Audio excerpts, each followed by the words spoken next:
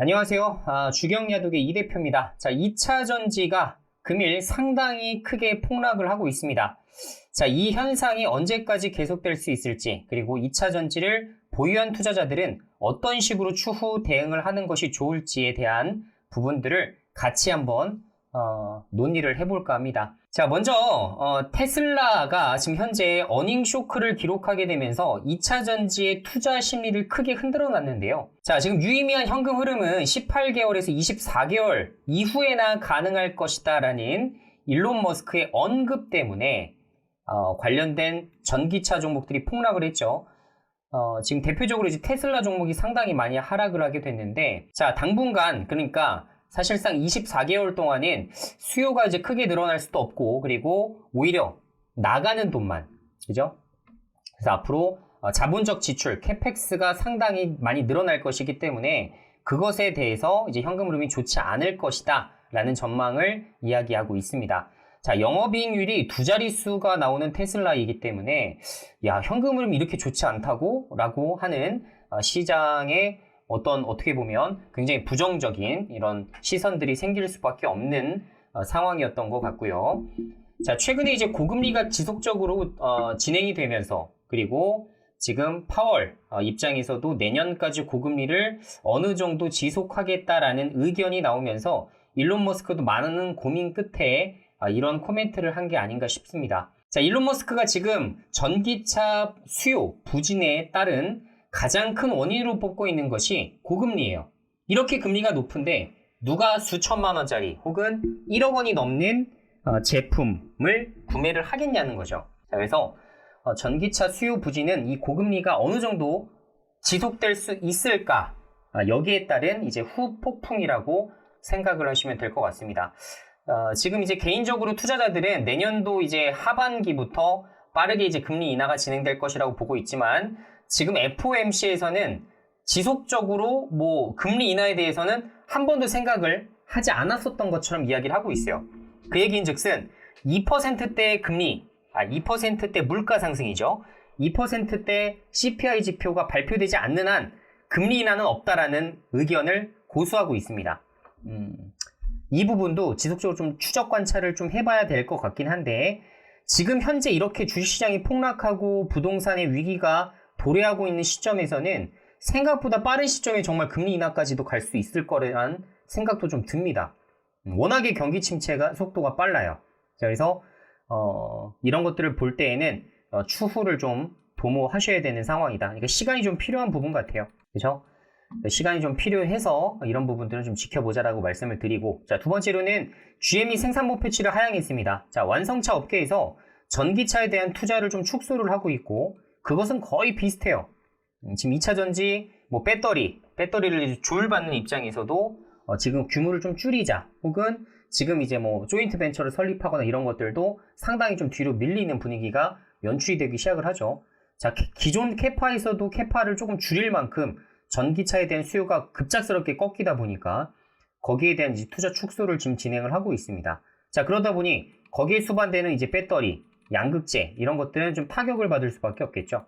자, 거기에 따른 만약에 공장 자체가 거의 예정대로 증설이 되지 않는다라고 한다면 거기에 해당되는 이제 장비도 적게 납품될 수밖에 없을 겁니다. 자, 지금 배터리 업체들과 양극재 업체들이 기존에 이제 목표한 치대로 증설을 하는 게 좋을까요? 안 하는 게 좋을까요? 지금 이들 입장에서도 고민이 굉장히 많이 될 수밖에 없을 것 같아요. 그쵸? 지금 시장이 좋지 않은데 그냥 무작정 계획대로 배터리 공장을 더 증설해야 되는 것인가? 배터리 공장이 증설되지 않는다라고 한다면 양극재 업체들은 캐파를 늘릴 이유가 없습니다. 장비사들도 마찬가지예요. 그래서 이렇게 연이어서 터지는 현상대로 가고 있는 것으로 좀 추정을 좀 해볼 수가 있을 것 같습니다. 자, 그래서 수요에 맞는 공급, 이런 투자 전략이 또 중요한 시기이기 때문에 거기에 대한 고민이 엄청나게 많이 될 것 같아요. 자, 그렇게 보시면 될 것 같고, 그리고 세 번째로는 이제 국내 기업들의 어닝 쇼크가 이어지고 있죠. 자, 가장 먼저 이제 에코프로, 대장주라고 할 수 있는 에코프로가 전년 동기 대비 마이너스 68%의 실적을 발표했고요. 에코프로 BM도 영업이익률 2%대이고 전년 동기 대비 67% 하락했습니다. 자, 포스코 퓨처엠도 마찬가지. 영업이익률 2%대 마이너스 54% 하락.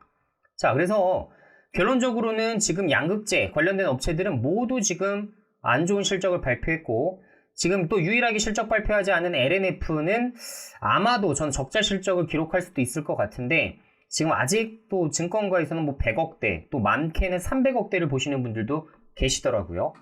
이번 2분기 실적 때도 가장 영업이익률을 기록을 했는데 갑자기 3분기에 그 부분들이 바뀐다? 전 그렇게 보는 것은 좀 합리적이진 않을 것 같습니다. 뭐 결과 발표되는 걸 좀 봐야겠지만 이번에 분기별 실적이 뭐 최악으로 나온다 하더라도 말씀드린 대로 LNF만이 유일하게 양극재 쪽에서는 충분하게 모아 나갈 수 있는, 그리고 추가 매수 타점을 한번 기다려 볼 수 있는 종목이라는 말씀을 다시 한번 드려보겠고요. 포스코 퓨처엠 에코프로비엠 전 최악이라고 생각을 하고 있습니다. 자, 그리고 LG에너지 솔루션 같은 기업도 오늘 실적 발표했는데 전년 동기 대비 40% 증가했어요. 자, 그런데 왜 LG에너지 솔루션이 오늘 주가를 보시면 8.7%나 빠지거든요. 상당히 많이 빠집니다. 주봉으로 봤을 때에도 끔찍할 정도로 좀 빠지고 있고, 밑에서 이평선 자체가 전혀 받쳐주지 못하는 구간이다 보니까 추가적으로 하락을 한 다음에 그 다음 다시 한번 지금 바닥을 좀 다진 상황에서 반등 추세로 올라갈 가능성이 높은데, 이게 왜 그러냐면 실적이 이렇게 좋게 된 배경 중에 하나가 미국의 인플레이션 감축법에 따른 AMPC, 그러니까 세액공제 효과를 받은 거죠. 현금으로 받지 않습니까? 자, 그것으로 인한 실적 증가라는 거예요. 결국 이게 없었다면 과연 호실적을 발표했을까라는 입장입니다. 자, 그래서 호실적을 발표한 기업들도 지금 전반적으로 모두가 하락을 하고 있는데, 저는 지금 1번부터 3번까지 말씀드렸던 이 하락 원인 외에 가장 크다고 보는 게 뭐냐면, 개인 투자자들이 신용을 최다로 끌어다 쓴 종목이 무엇일까를 봤을 때, 자, 미수금과 반대매매, 스탁론까지 다 합쳐서입니다. 어디예요? 2차전지예요, 2차전지. 2차전지입니다, 여러분들. 개인 투자자들을 이끌고 있는 또 이제 몇 분이 좀 계시죠. 몇 분이 계시는데, 자, 그런 분들이 지금 물론 뭐 박순혁 이사라든가 이런 분들이 신용을 과다하게 쓰세요, 풀 레버리지로 매수하세요 라는 이야기는 한 적이 없습니다. 하지만 개인 투자자들이 지금 현재 어떤 욕심들을 많이 부리다 보니까 이 탐욕의 결과로 2차전지 전반적으로 다 빠지는 거예요. 왜? 예를 들어서 담보 비율을 맞추도록 맞춰놓은 게, 그러니까 담보를 맡긴 게 2차전지인데 거기에 따른 또 대출을 받아서 또 2차전지를 사들였단 말이죠. 자, 그러다 보니까 2차전지가 하락하면 계속 줄줄이 사탕식으로 반대 매매가 나올 수밖에 없고, 그리고 종목 하나하나 물량이 계속적으로 출회됨에 따라서 그것을 받쳐주는 기관 외국인도 없다 보니까, 기관은 에코프로와 에코프로비엠, 포스코 퓨처엠에 대해서 되게 부정적인 의견들을 보유한 곳들이 많잖아요. 특히나 에코프로. 그러다 보니까 다 빠지는 겁니다. 그래서 2차전지로 편중되었었던 이런 풀 레버리지, 이런 그 부작용이 지금 현재 반대매매 임박계좌로 속출하고 있다. 아마 내일도 상당히 많은 반대매매가 나올 것으로 추정이 됩니다. 자, 2차전지 업종만 빠지는 게 아니라 갑자기 뭐 중대형주가 빠진다 하더라도 놀라실 게 없는 게, 지금 담보 비율로 맞춰놨었던 그 종목에서 반대매매가 나가는 거예요. 그죠? 그래서 정말 때 아닌 때에 좀 사실 대출 하나도 끼지 않고서 이렇게 매매하셨던 선량한 투자자들 같은 경우는 이번 사건을 계기로 사실 큰 피해를 같이 입을 수밖에 없는 상황 같아요. 그래서 우리나라만 유독 이렇게 말도 안 되는 변동성의 시장이 지금 나타나고 있는 이유가 저는 이런 부분 때문이라고 생각합니다. 자, 2차전지를 좋게 생각하는 건 너무나 당연한 것 같아요. 하지만 과도한 대출을 끌어다 쓰다 보니까 이렇게 반대매매가 나오지 않습니까?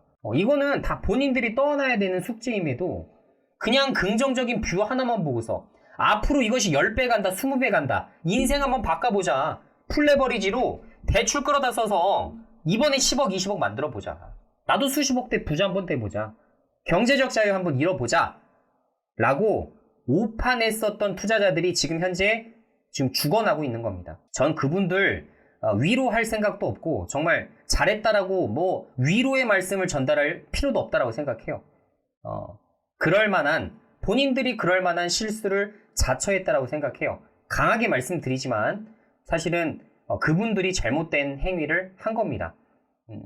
빚에 이렇게 떠안아 봐야 이렇게 다시는 이렇게 무리한 투자를 하지 않겠죠. 자, 지금 이 방송을 보시는 분들도 절대로 무리한 투자를 진행하지는 않으시길 바랍니다. 적절한 신용매매는 좋습니다. 그죠? 여러분들 부동산 투자하실 때에도 적절하게 부채를 활용해서 투자하는 거는 좋은 습관이에요. 하지만 만약에 갭 투자를 여러 개 해서 생각해보세요. 이 반대매 현상이 똑같은 겁니다. 갭 투자를 부동산 여러 개로 해서 수백 채를 갖고 있었던 사람들이 파산해봐요. 여러분들 그것을 안타까워해 주실 수 있습니까?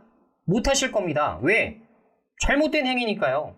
본인들의 욕심과 탐욕을 위해서 결정한 것이지 누가 등 떠밀어서 대출 받아라, 풀레버리지 써라 이야기한 바 없죠.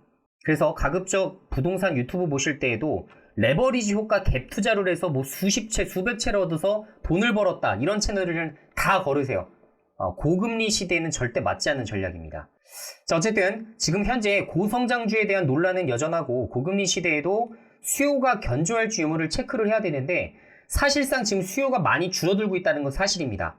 지금 10만원, 20만원짜리를 아끼는 건 아니에요. 하지만 1억 원, 2억 원짜리 하다못해 5천만원 이상의 비용을 지불해야 되는 전기차에서 수요가 급감하고 있는 것은 사실이다. 자, 그리고 지금까지 이 고성장을 인정받았기 때문에 PER 프리미엄을 받고 있었던 시점이죠. LG에너지솔루션은 무려 50배, 포스코퓨처엠은 무려 122배를 받고 있었습니다. 말도 안 되는 PER을 부여받고 있었어요.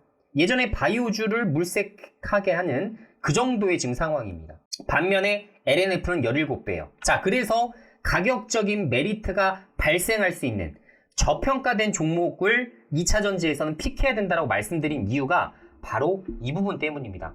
저는 지금도 사실 LNF를 가장 탑픽으로 보고 있고 이 종목만큼만 사실 추후에 조정이 끝나는 시점부터는 추가 매수를 통해 비중을 늘려나가도 된다라고 생각하고 있어요. 하지만 그렇지 않고 LG에너지솔루션도 포스코퓨처엠과 같이 다른 또 투자자들이 또 대거 또 신용으로 매수할 수 있는 이런 종목들 너무나 말도 안 되는 프리미엄을 받고 있지만 이것은 다 잊어버리시고 그냥 2030년에 실적 하나만 바라보고 계신 분들은 이렇게 시장이 급락하는 상황 속에서 정말 어쩔 줄 몰라 하는 이런 사태가 발생할 수도 있을 겁니다.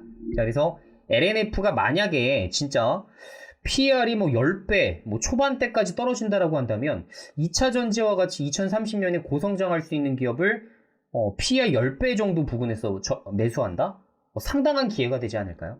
그래서 지금은 투자를 무조건 공장 증서 공격적으로 하는 곳들만이 여러분들의 투자 대상이 되어서는 안 되고 오히려 이런 고금리 시대에도 적절한 자본 조달을 토대로 안정적으로 캐파를 증설하는 것이 제일 중요하지. 생존이 중요하지. 생존을 생각지도 못하고 주가만 올릴 생각으로 무리한 공격적인 외형 확장을 하고 있는 기업들은 반드시 거르셔야 될 때가 아닌가. 이렇게 정리해 드리도록 하겠습니다. 따라서 LNF만 추후에 제가 추가 매수 타점 정도가 좀 확인이 된다면 그때 다시 한번 말씀드리도록 하겠고요. 나머지 뭐 LG에너지솔루션부터 시작해서 LG에너지솔루션은 뭐 그나마 괜찮다고 보지만 나머지 양극재 기업들에 대해서는 계속적으로 부정적인 의견을 계속 말씀드리도록 하겠습니다. 그럼 아직 좋아요, 구독하기 안 누르신 분들은 한 번씩 좀 부탁드리도록 하겠고요. 질문이 있으신 분들은 댓글로 남겨주시면 저희가 확인 뒤에 한번 영상으로 제작을 좀 해보도록 하겠습니다. 자, 그럼 다음 시간에 다시 뵙도록 하겠습니다. 감사합니다.